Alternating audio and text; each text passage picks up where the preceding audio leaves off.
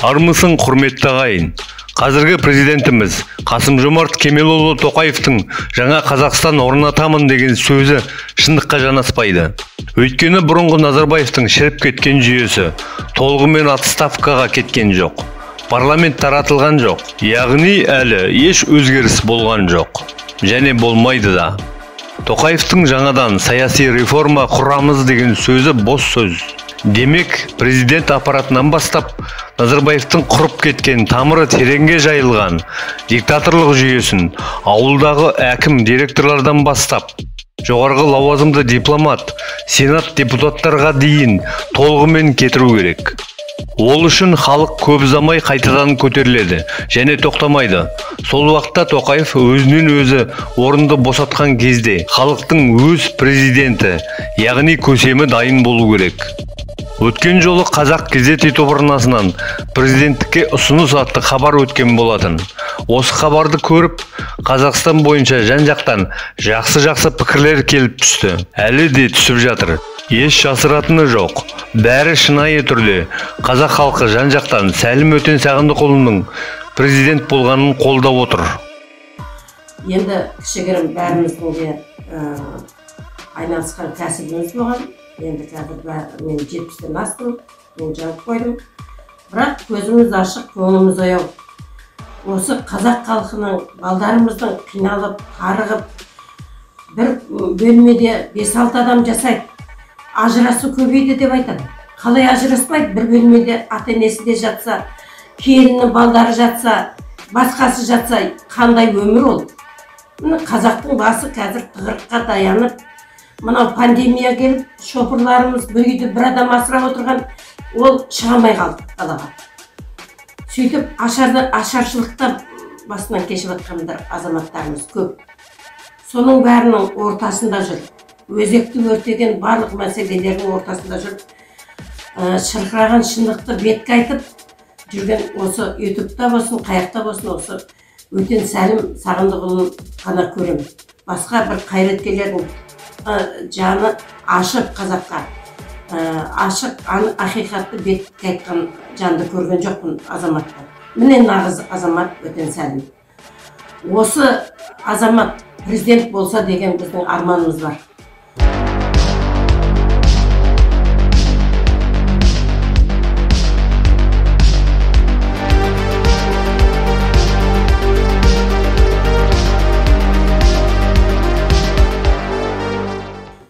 Осы қазақтың нағыз намысын ойлайтын, қазақты тізе бүктірмей, барлық тауқыметті басынан кетіреді деп мен осы Өтен Сәлімді президент болса деген арманым бар. Қолдаймын. Осы азаматқа бәріңіз дауыс берулеріңізді өтінемін.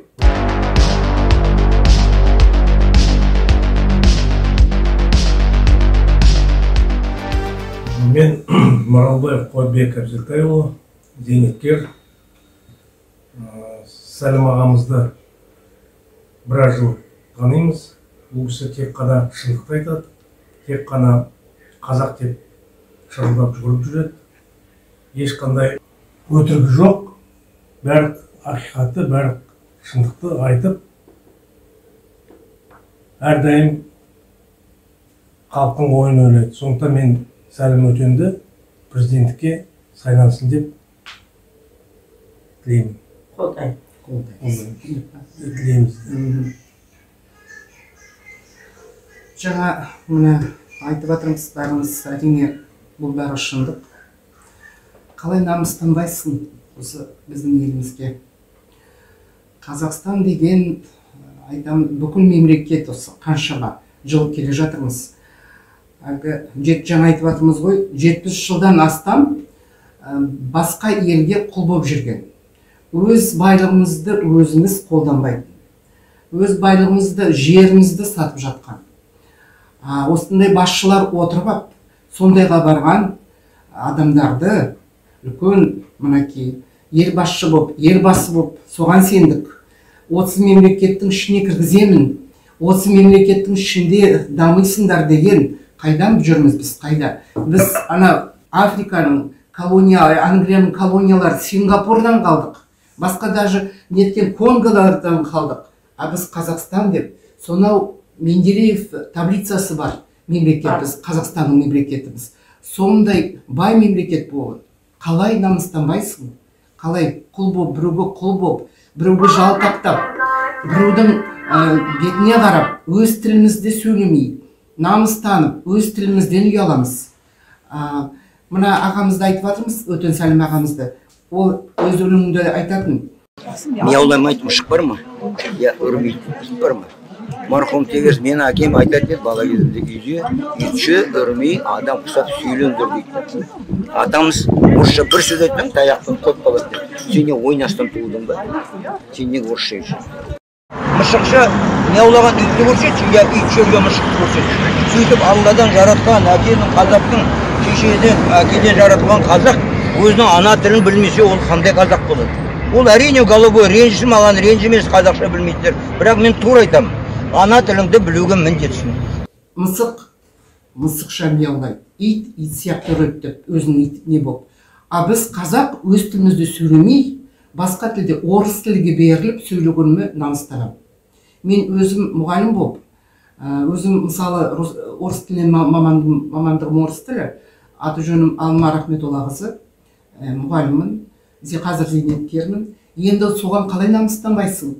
Өз тілімізде сөйлей алмаймыз. Мен мысалы өзім бертін ғана бастадым осы тілді жақсы етіп, ағамыздың арқасында. Алма өз тіліңді сөйле, өз тіліңді намыстан, өз тіліңе неге намыстанбайсың дегенде, осы ағамызға мен өте ризамын. Сондықтан біздің мына мемлекетіміздің басшысы болуға, осы ағамыз Өтен Сәлімді сондай адамдар болса деп, өзім соған тілектеспін. Неге десеңіз, осындай шыншыл адам, өз мемлекетіне намыстанатын, өз қамқоршы болған, осындай азаматтар бізде көп болса, біздің мемлекет байымағанда қайда барады? Қалай, мен ойлаймын, қалай осы басқа мемлекеттің басшылары өз несін, мемлекетін қорғап, өз мемлекетін тілінде барлығын, байлығында барлығын өзінде ұстайды. А біз деген бүкіл инвесторлар, бүкіл жан-жақтарда Қытайында бар, Американда бар, бүкіл жан-жақтан бар. Бәрі вуздарды сатып бітірдік. Мінекей барлық вуздар сатылған қазір. Өзіміздің жеке меншікті вуздарымыз жоқ. Олар бәрі сатылып жатыр. Қазір да сатылып жатыр. Міне Петропавловск сатылды. Жоғарғы несі университеті. Оны қазір мінекей бәрі жерде Инстаграмда, бәрі жерде жүр. Кім сатып алыпты? Ол Аризонаның несі вузы сатып алыпты дейді. Оны оқысаңыз, терең оқысаңыз, ол жерде қандай кім істеп жатыр? Оны біз білмейміз. Оны зерттеп ешкім көрген жоқ. Әйтеуір кім келеді осы жаққа сатып алуға? Соларға ақшалармен келеді, соларды қолдаймыз.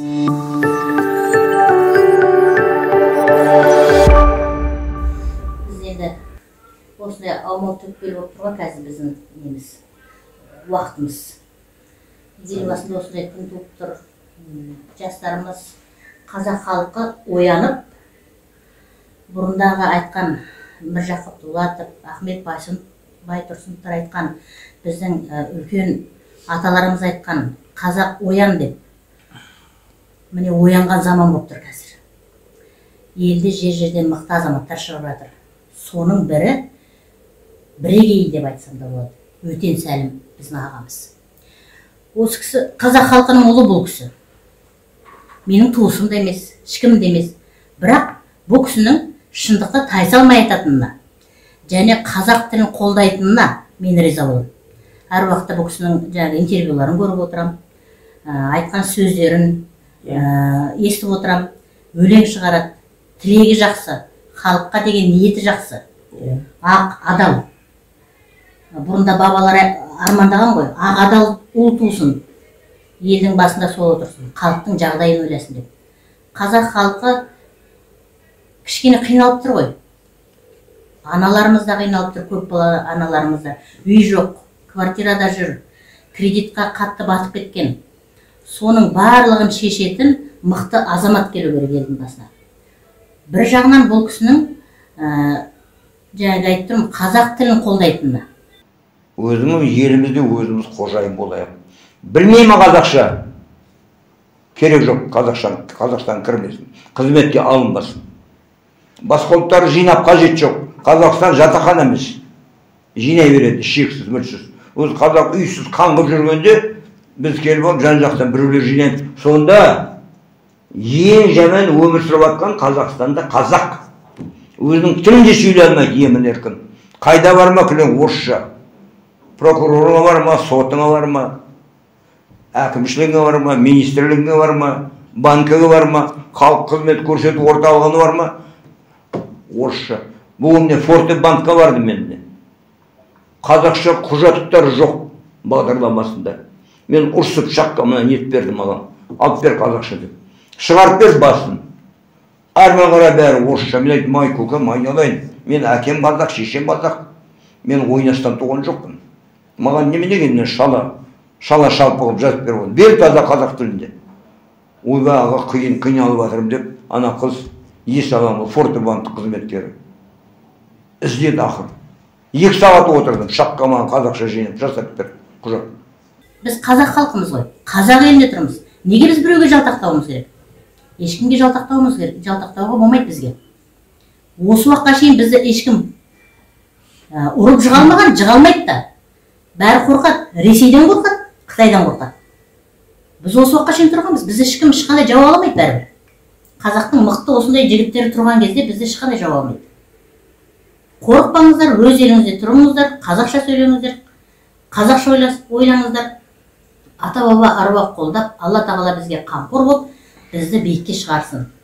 Осы Өтен Сәлім ағамызға мен өзім дауыс беремін, қолдаймын осы кісіні. Президент болуға.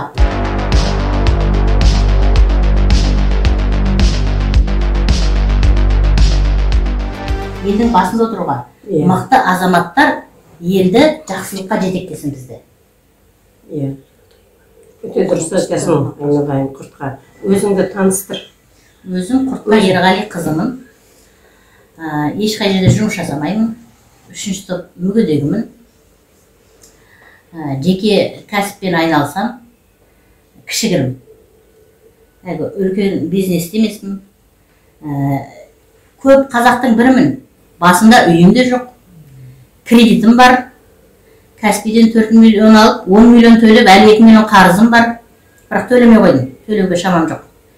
Сол көп қазақтың бірімін деп тұрмын ғой өзім. Бірақ ел басына мықты адамдар келсе, елдің халықтың жағдайы жақсара ма деген үмітіміз бар біздің. Енді Құртқа дұрыс әңгіме айттың, айналайын. Елдің басына күн туып тұр.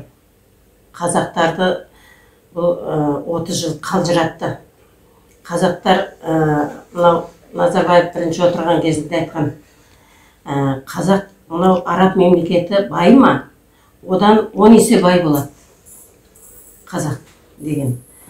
Қазір 10 есе бай емес, кредиті жоқ адам жоқ. Бір кредит шырмалып алып, бір адамның басында ең құрғанда 3-4 кредит бар. Сол ма жеткен жетістігіміз, сол ма байыған байлығымыз. Қазақ ешкімге тізе бүкпеген. Ешкімге тізе бүкпеген. Бүкіл мемлекеттер, дүниежүзіндегі мемлекеттер қазақтан қорыққан. Сол қазағымыз қазір кредитке шырмалып, барарға жер жоқ. Енді сол жағдайын айтып шыққан кезде не болды? Қазаққа оқ атты. Неше жастарымыз қолына ештеңке ұстамай қырылып кетті. 225 адам бір күнде қырғынға ұшырады. Жас перзенттеріміз, жас балапандарымыз кетті. Не үшін? Сонда жер жоқ. Басында баспана жоқ. Қазақстанда қазақ сорлы. Бір пәтерлі адамды көрмейсің. Неге? Аңғал қазақпыз. Біз барлығына көне береміз. Аллаға сенеміз. Енді бір Аллаға аманат. Сол Алла тағала бізді алып шығып келе жатқан. Қанша қырғын болды қазақтың төбесінде, басында. Енді мынау мен өзім зейнеткермін. Ажбанова Райхан Тайжан қызым.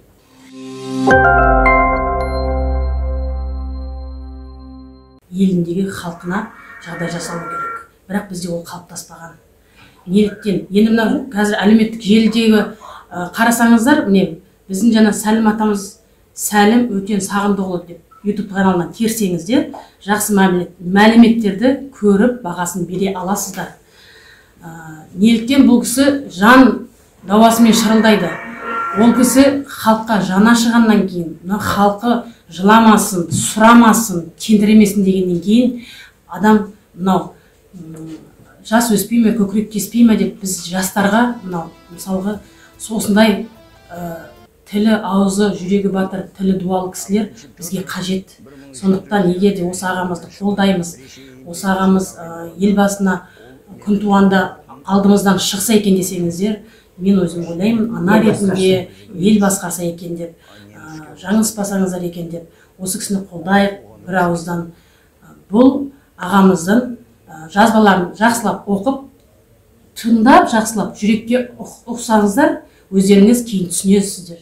Мен Өтен Сәлім Сағындықұлы Қазақстанның ел басшысы, мемлекет басшысы болсам, ешқандай бітір-сітір қимылдар болмайды.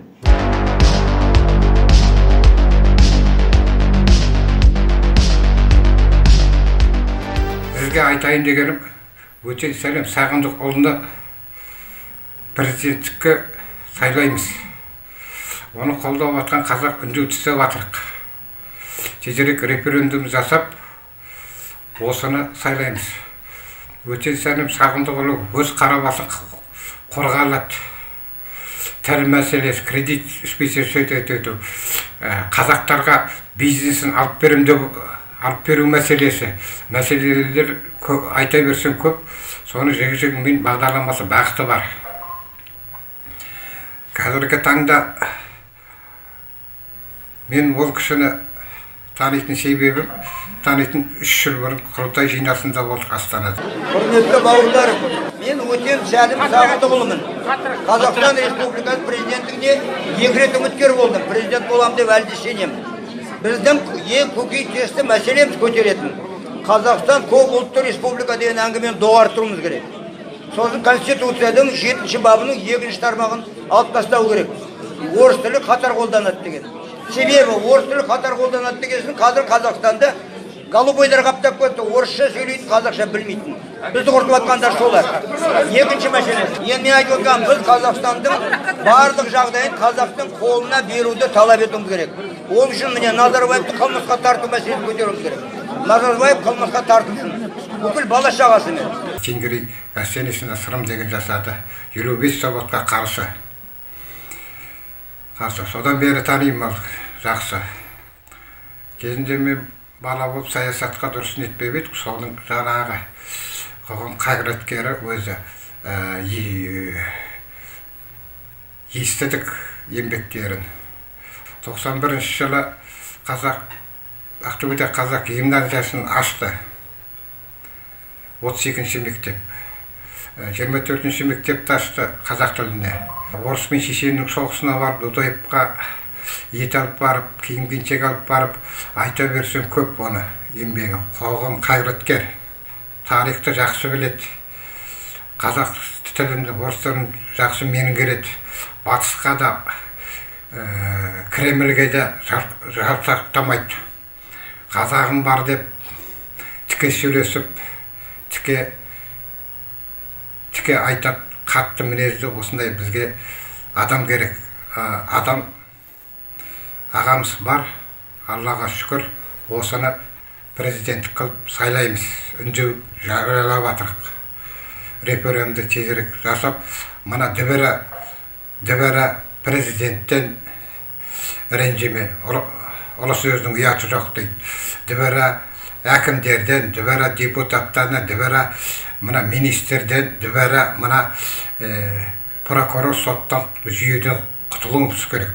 Менің айтатыным мынау, Назарбаев бастаған билік, бұл заңсыз билік. Назарбаев заңсыз болғаннан кейін бүкіл Тоқаевы да, бүкіл өкіметі бәрі заңсыз, депутаттары, министрі бәрі заңсыз. Бұлардың мынау шыққан халық, әділдікті талап етіп шыққан халықты ұстауының өзі заңсыз. Қылмыстық істері заңсыз. Бұлар конституцияны бұзып анау Назарбаев деген. Өзінің ыңғайына өзін қорғап конституцияны өзгертіп жазып алған. Оның қандай қақысы бар? Өйтіп конституцияны өзгертіп, өзін қорғап жазып алуға оның қандай қақысы бар Назарбаевтың? Халықтың келісімінсіз. Сондықтан Назарбаевтан бастап Тоқаев та заңсыз. Олар мынау Тоқаевтың ОДКБ әскерін кіргізуі де заң. Бәрі заңсыз. Бәрі заңсыз. Қылмыс болардың істегені. Біз талап етеміз. Мынау Назарбаев, Тоқаев, бүкіл билік кетсін. Кетсін. Істеген қылмыстар үшін жауап берсін. Азаматтарды босатсын. Босатсын, мынау бүкіл ұсталған азаматтарды босатсын. Біреуін қалдырмайды. Өздері заңды бұзып отыр бірінші. Ең бірінші мынау Назарбаев бастаған қылмыскер билік өздері заңды бұзып отыр ең бірінші. Өздері мынау несін қылмыстар мойындап биліктен кетсін. Халық өздері қояды адал адамды. Халық өздері таңдап қояды адал адамды. Уақытша өкімет сайлау керек. Сөйтіп мынау Назарбаев бастаған қылмыскер билік кетсін. Сосын жауап беру керек бүкіл қылмыс үшін осы 30 жыл жасаған қылмыс үшін. Тоқаев, аманыңда кетші айналайын, қазағыма тыныштық берсін. Ана боздақтарымыз қинамасындар. Не істеп атсыңдар, Талдықорғаның бар бүткіл Қазақстанда. Концлагер болды ғой Қазақстан. Қазағым-ау, міне, бізде өзіміз қарағалық қана шығып атырмыз. Мына байлар әрең отыр. Олар садиктен балаларын бөліп тұстаған. Садигі де бөлек олардың. Мектебі де бөлек. Тоқаев бәрін көріп отырсыңдар. Депутаттар, сендердің бір балаларың службаға бармайды. Байларында балалар бармайды. Өңкөй өзіміздің осы қарағалықтың балалары барады. Оларды алып бізге қарсы қоясың, Тоқаев. Аманыңда кет, Тоқаев, атсаң мені ат таста. Міне балаларымыз қырып тастадың ғой, Тоқаев. Бармап терроризм, бандит, мародер дейсіңдер. Білмелесең жоқ, қашып кетті қойшы, да? Қарауылдарың қайда? Міне қазір тұрмыз, бір акиматың, бір прокурорың халық қалына шыққан жоқ. Міне әбет қарағалық тұр міне. Сен Тоқаев, давай атыстап ке, айналайын, тыныштық керек бізге. Депутаттар, арамтамақ депутаттар, сендер құлақтарын керең ба? Бәрін естіп осындарға балалардың бәрі қинап атырғаны, концлагерде. Инвалид болды, өтек бастырып, ине тығып, істемеген істеп атсыңдар.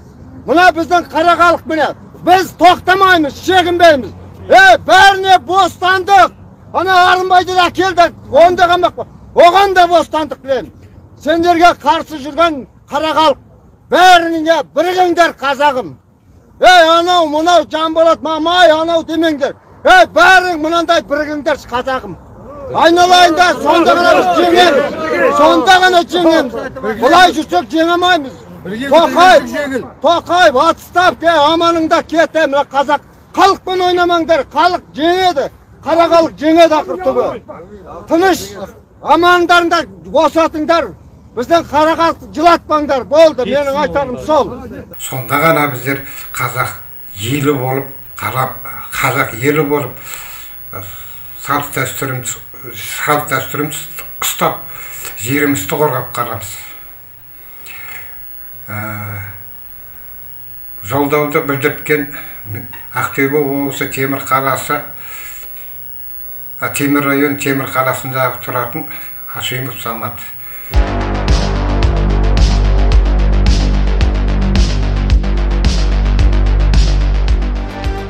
Отандастар, бүгін мен дейтін Сәлім Сағындықұлы Өтен Сәлім ағайы туралы айтқым келіп тұр, қолдағым келіп тұр. Не үшін? Ол керемет сайыскер, бірінші. Өте білімді, тәжірибелі заңгер, ақын. Қазақ тілін, қазақтың тарихын одан артық біледі деп біреуді айта алмаймын. Бірінші. Сондықтан да қолдаймын. Екінші, заңгер. Мынандай заманда мен өзім ол кісімен дейтін бір шама танысып жүргенде Верховный судтың алдында, Ген прокуратураның алдында қанша әділсіздікті көріп тұрмыз. Әлі күнге дейін ол әділсіздіктер. Сондықтан да бізге қазір осындай азамат керек.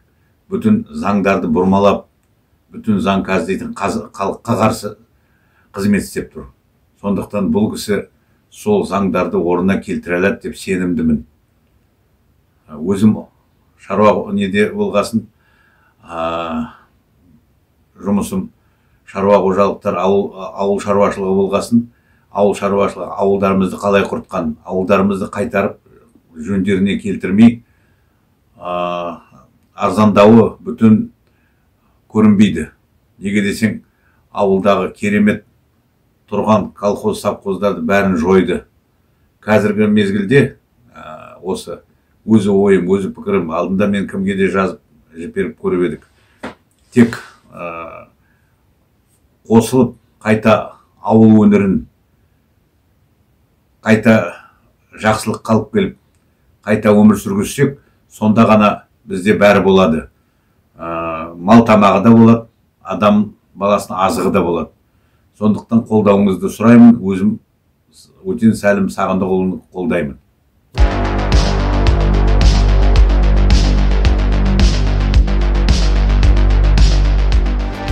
Өтен Сәлім Сағындықұлын Қазақстанның президент болғанын толық қолдаймын.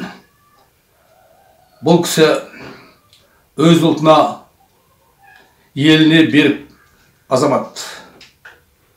Көпшілік халықтан естуім бойынша Өтен Сәлім Сағындықұлы өте білімді және жауапты заңгер.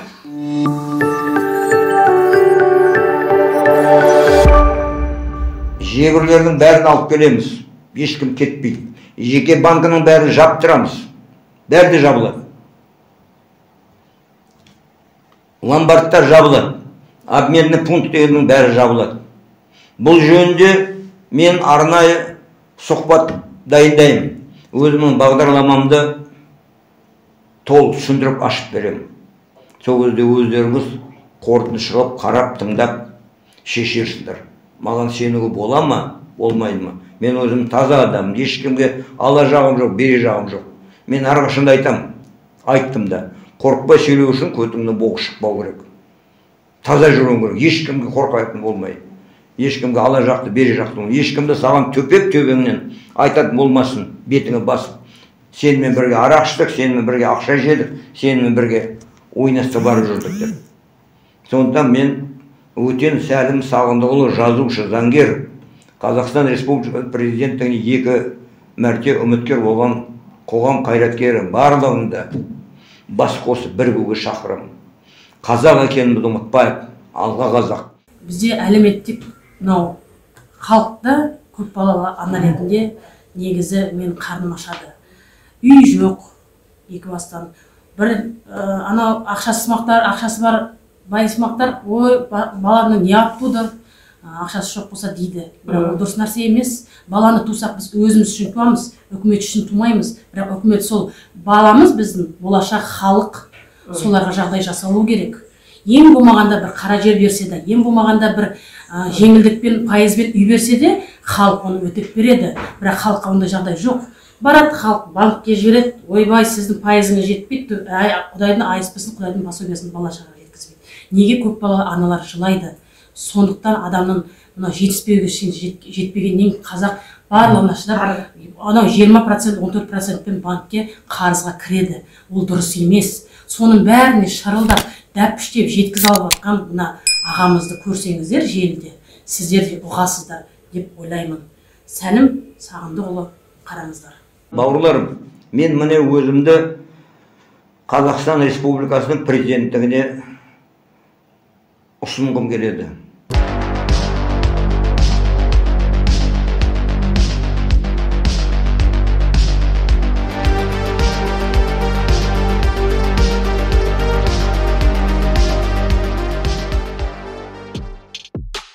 Осы уақытқа дейін елге қаншама еңбек сіңген, тіліміз бен тарихымызды жоғары деңгейде меңгерген заңгер, ақын жазушы және қоғам қайраткері Сәлім Өтен Сағындықұлы еліміздің президенттігіне әбден лайық.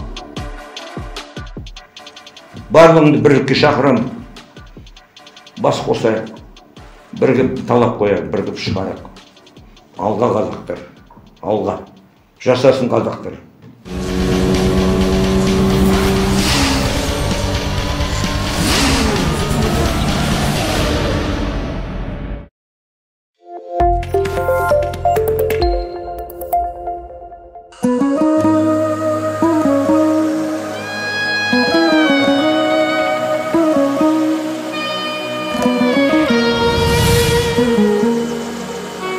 Thank you.